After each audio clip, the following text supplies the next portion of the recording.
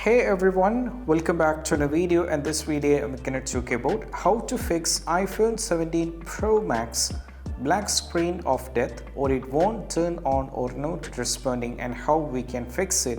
So let's get started.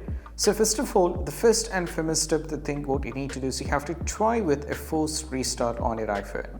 So what you need to do is you have to press the volume up followed by the volume down, and we have a power button on that side. You have to press and hold the button until you see the Apple logo. So I'm just going to do it. So let me press volume up followed by volume down and press and hold the iPhone over here like this. You have to keep pressing. When you see the Apple logo, you can just remove it and just wait for this. So this is what we have to do as the first and foremost step.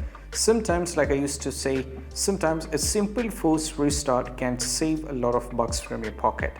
So this is what we have to do, and just wait for this to get completely load up. And once you load up, this is what we have to just check with it. And still, if it's not working, the issue is with the charging port.